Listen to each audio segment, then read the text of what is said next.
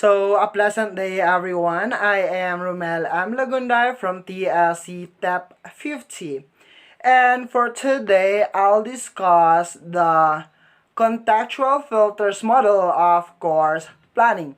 So from the title itself, we already have an idea that this curriculum development model is mostly applied in higher education, specifically in college level. So the contextual filters model of course planning was developed by Joan Stark, Malcolm Lothar, Gretchen Martin, Patricia Wren, Kathleen Shaw, Michelle Genton, Richard Bentley, and Michael Ryan in 1990. So this was part of their study at the University of Michigan National Center for Research to improve post-secondary teaching and learning. So again, this contextual filters model focuses on the context of higher education or in college level.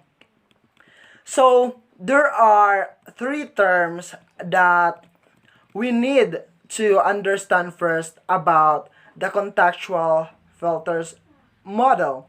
So we have content influence.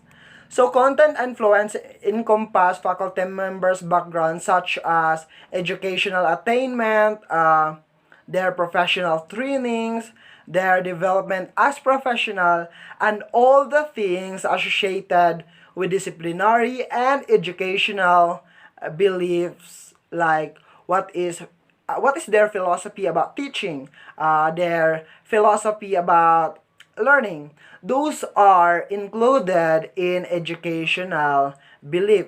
So for content influences, these are within faculty members. So second, we have the contextual influences. These are the influence outside the instructors or outside the faculty members' immediate control that cause adjustments such as student characteristic or instruction. So in this context, the curriculum is being developed just like economic context and environmental context. Those are outside the faculty members' control.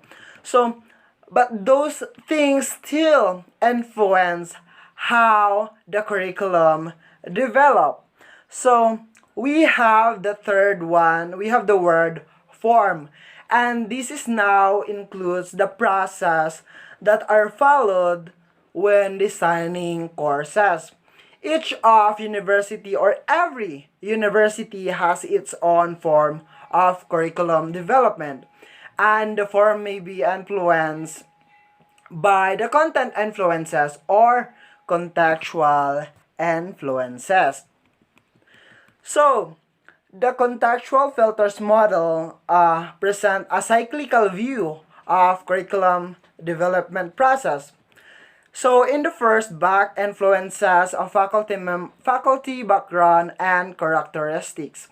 We can see the contextual filters model starts with situation analysis, and we can see it under the influence of faculty background and characteristics. Meaning we need to know who are the teacher or who are the faculty members, and what are their background and what are their characteristics.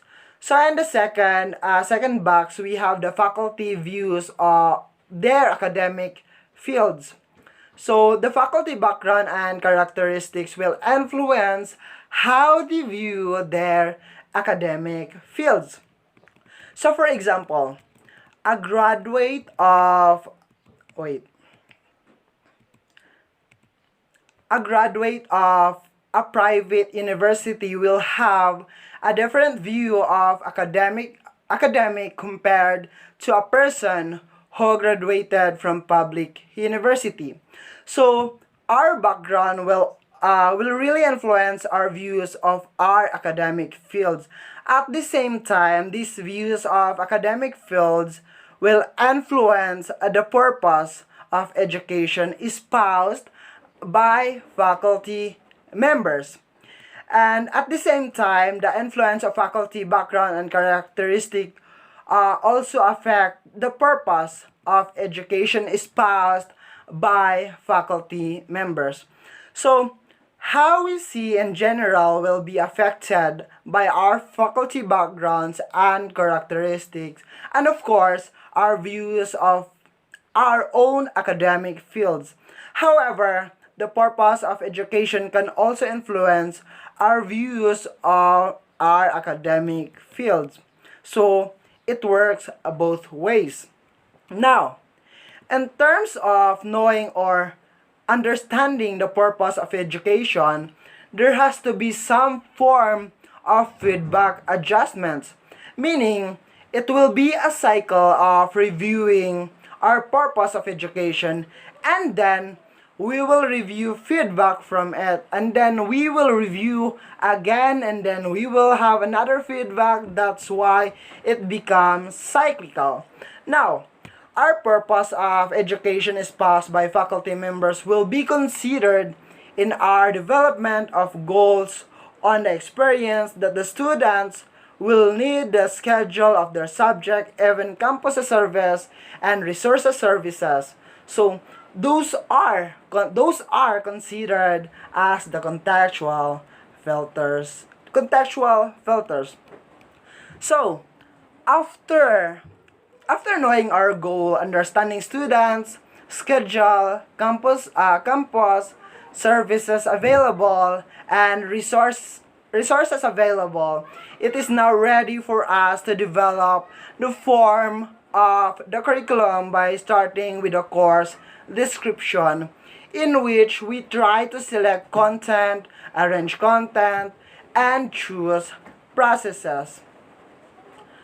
So, the contextual filters model depicts curricular development in cyclical manner. So, planners can double check contents consideration and contextual filters after making course a decision. It describes how college professors actually plan their courses. As a result, it's there for creating designs. So this model is very useful for higher education, not so much for elementary and high school levels. But there are things here.